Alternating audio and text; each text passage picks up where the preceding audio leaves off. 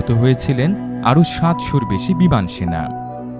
Royal এয়ারফোর্সের হামলায় তাদের প্রায় ২,০০০ বিমান বিধ্বস্ত হয়েছিল। তবে বিভিন্ন জনপদের উপর নির্বিচারে বোমা বর্ষণের ফলে দুই পক্ষ মিলিয়ে এর যুদ্ধে নিহত বেসামরিক নাগরিকের সংখ্যা প্রায় ১৫,০০০, আর আহত হয়েছিলেন আরও ২০,০০০-এর বেশি মানুষ। অবশেষে ১৯৪০ সালের সেপ্টেম্বর মাসে জার্মানি এবং ইতালির এই সামরিক জোটে হাত মেলায় এশিয়ার পরাশক পর বাজেয়াপ্ত করা স্থলভাগ ফিরিয়ে দিতে পূর্ব ইউরোপের দেশটিকে আলটিমেটাম দেন হিটলার। জবাবে ব্রিটেন এবং ফ্রান্স জানায় পোল্যান্ড আক্রান্ত হলে তারা জার্মানির বিরুদ্ধে যুদ্ধ ঘোষণা করবে। একই বছর অ্যাড্রিয়াটিক সাগরের পূর্ব উপকূলে অবস্থিত আলবেনিয়া দখল করে নেয় ইতালি। আর মঙ্গোলিয়ার সাথে সীমান্তে বিবাদের জের ধরে সোভিয়েত ইউনিয়নের বিরুদ্ধে যুদ্ধ শুরু করে জাপান।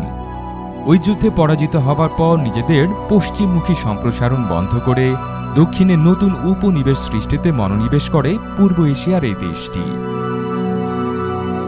অবশেষে ১৯৩৯ সালের ১ সেপ্টেম্বর কোনো পূর্ব ঘোষণা ছাড়াই পোল্যান্ড আক্রমণ করে বসে জার্মান সেনাবাহিনী।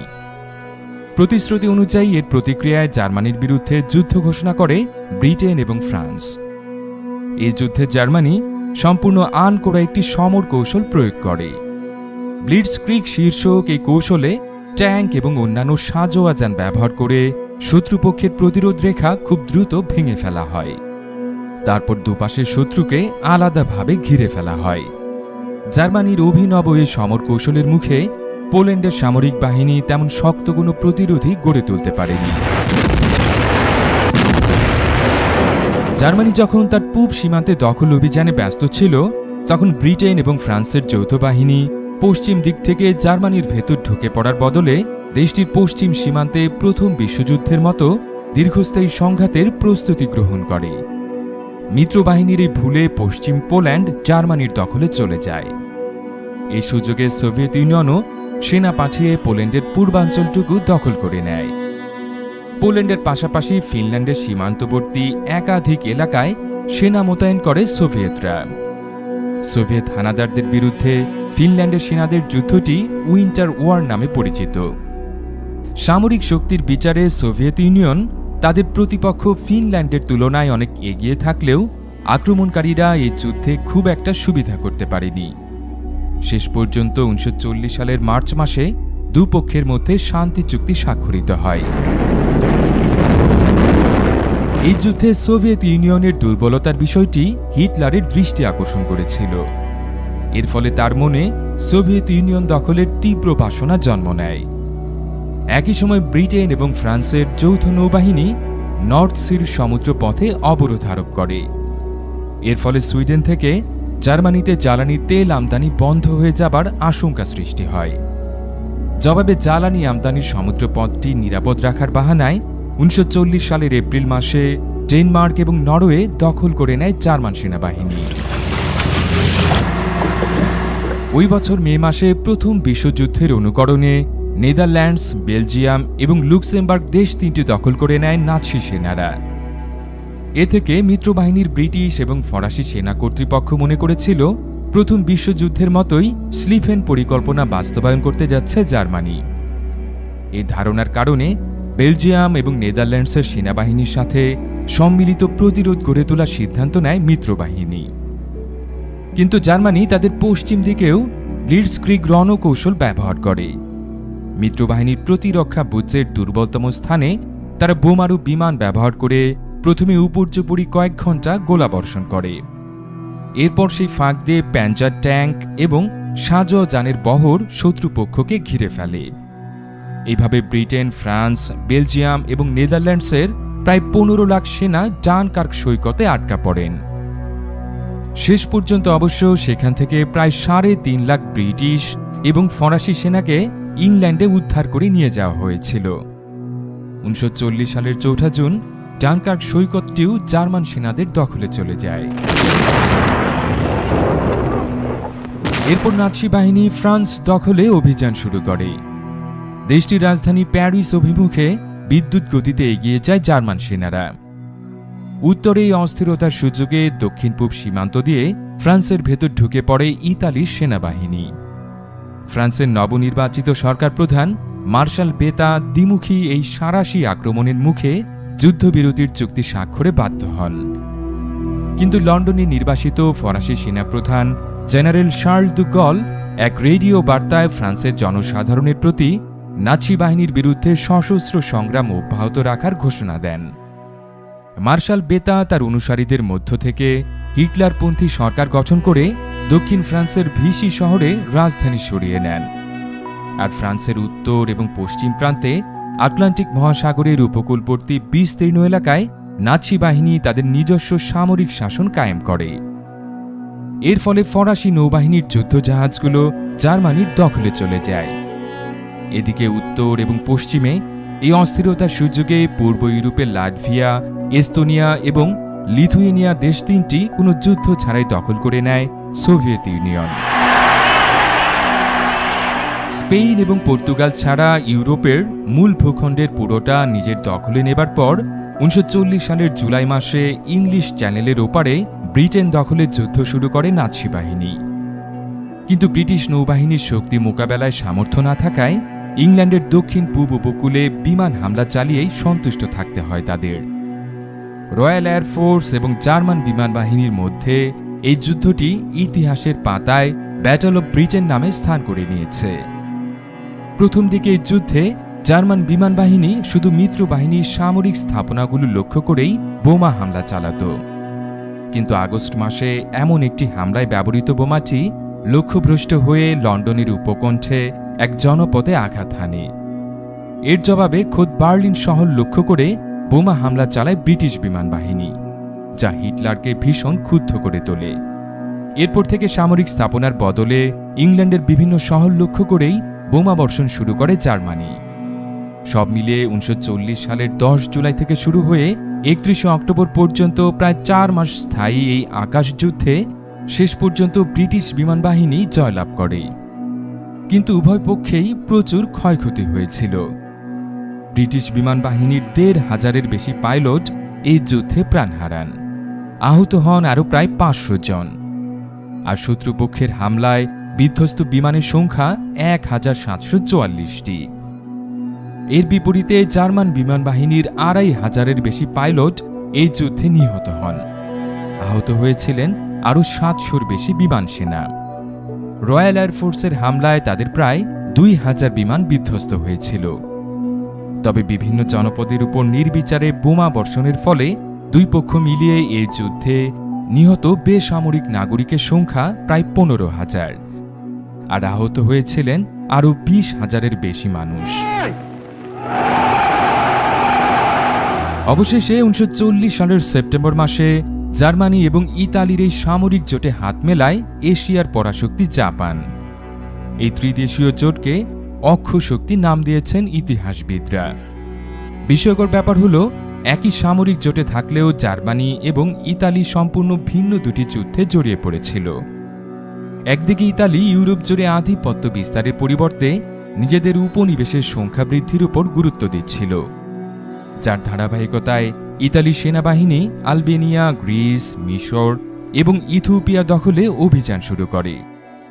কিন্তু এই অভিযানগুলোই খুব একটা সাফল্যের দেখা পায়নি তারা, বরং বলকান অঞ্চলে গ্রিক এবং ব্রিটিশ যৌথ প্রতিরোধের মুখে ইতালি পিছু হটতে বাধ্য হয়। মিশরেও একই পরিণতির শিকার হয় ইতালীয় সেনাবাহিনী। জোটের মিত্র দেশকে সামরিক বিপর্যয়ের হাত থেকে রক্ষার জন্য উত্তর আফ্রিকা এবং বলকান অঞ্চলে সেনা মোতায়েন করতে বাধ্য হয় জার্মানি। এতে পুরো বলকান অঞ্চল অক্ষ শক্তির নিয়ন্ত্রণে চলে আসে। 1941 সালে জার্মান স্বৈরশাসক অ্যাডলফ হিটলার তার সেনাবাহিনীর জন্য নতুন একটি লক্ষ্য নির্ধারণ করেন। সোভিয়েত ইউনিয়ন দখলে সেই লক্ষ্য বাস্তবায়নে অপারেশন বারবারোসা নামক একটি অভিযানের পরিকল্পনা গ্রহণ করা হয়। অপারেশন বারবারোসার মূল উদ্দেশ্য ছিল সোভিয়েত ইউনিয়নের বিস্তীর্ণ স্থলভাগ দখল এবং সেখানে জার্মান বংশোদ্ভূতদের স্থায়ী বসবাসের ব্যবস্থা করা। এই লক্ষ্যে জার্মান সেনাবাহিনী 1941 সালের 22 জুন সোভিয়েত ইউনিয়ন দখলে অভিযান শুরু করে। জেনে অবাক হবেন, ওই দিনটি ঠিক 129 বছর আগে 1812 সালের 24 জুন ইউরোপের আরেক সেনাপতি রাশিয়া দখলের চেষ্টা করেছিলেন। অনেকেই হয়তো বুঝে ফেলেছেন এখানে ফরাসি সেনাপতি নেপোলিয়ন বোনাপার্টের কথা বলা হচ্ছে। ওই অভিযানে নেপোলিয়নের সাথে থাকা প্রায় ৯ লাখ সেনার মধ্যে ৬.৫ লাখের মতো নিহত হয়েছিল। বলাই বাহুল্য, রাশিয়া দখলের সেই স্বপ্ন বাস্তবায়ন করতে পারেননি নেপোলিয়ন। উল্টো এই অভিযানের ক্ষতি পুষিয়ে উঠতে না পারাই পরবর্তীতে এই ফরাসি সেনাপতির পতনের মূল কারণ হয়ে দাঁড়িয়েছিল। ১২৯ বছর পর একই ভুল করা অ্যাডলফ হিটলারকেও সেই একই পরিণতির মুখোমুখি হতে হয়। এদিকে বিশ্বযুদ্ধের প্রশান্ত মহাসাগরীয় অঞ্চলে জাপানের আধিপত্য খর্ব করার জন্য দেশটির উপর বাণিজ্যিক নিষেধাজ্ঞা আরোপ করে যুক্তরাষ্ট্র। ফলে জাপানের সামরিক বাহিনীর জন্য অপরিহার্য জ্বালানি তেল এবং ইস্পাত আমদানি বন্ধ হয়ে যায়। পরিস্থিতি মোকাবেলায় মালয়েশিয়া, ইন্দোনেশিয়া এবং সিঙ্গাপুরের মতো ইউরোপীয় উপনিবেশগুলো দখলের পরিকল্পনা করে জাপান। এই লক্ষ্য অর্জনে একমাত্র বাধা ছিল হাওয়াই দ্বীপের পার্ল হারবারে অবস্থিত যুক্তরাষ্ট্রের শক্তিশালী নৌবহর। প্যাসিফিক ফ্লিট শীর্ষক এই নৌবহর ধ্বংসে ১৯৪১ সালের ৭ই ডিসেম্বর ওই বন্দর লক্ষ্য করে হামলা চালায় জাপানের বিমান বাহিনী।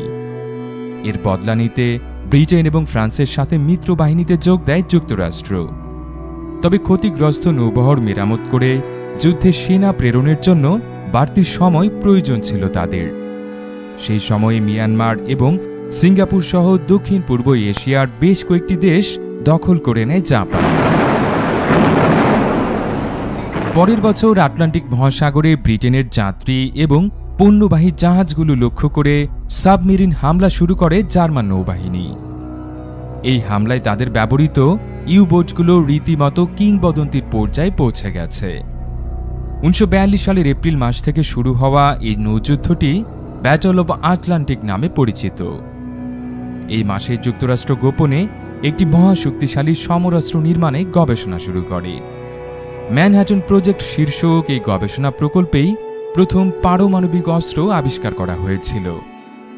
এই বছর জুন মাসের পর থেকে যুদ্ধের মোড় ঘুরে যাওয়া শুরু করে। ১৯৪২-এর সেপ্টেম্বর মাসে প্রশান্ত মহাসাগরীয় অঞ্চলের দ্বীপপুঞ্জগুলো জাপানের দখলমুক্ত করার লক্ষ্যে সম্মিলিত সামরিক অভিযান শুরু করে যুক্তরাষ্ট্র। এই বছর আফ্রিকা মহাদেশেও অক্ষবাহিনী উপর্যুপরি পরাজয়ের শিকার হয়। মিত্রবাহিনীর প্রতি হামলায় মিশর দখলের চেষ্টায় ইতি টানতে বাধ্য হয় তারা। উত্তর পশ্চিমে মিত্রবাহিনীর হামলায় মরক্কো এবং আলজেরিয়া সহ ফরাসি উপনিবেশগুলো অক্ষশক্তির দখলমুক্ত হয়। এই মহাদেশে জার্মানির শেষ ঘাঁটি ছিল তিউনিসিয়ায়। ১৯৪৩ সালের মে মাস নাগাদ সেখানেও তারা আত্মসমর্পণে বাধ্য হয়। ১৯৪৩ সালের জুলাই মাস থেকে পুরো ইউরোপ নাৎসি বাহিনীর দখলমুক্ত করার লক্ষ্যে ত্রিমুখী আক্রমণ শুরু করে মিত্রবাহিনী।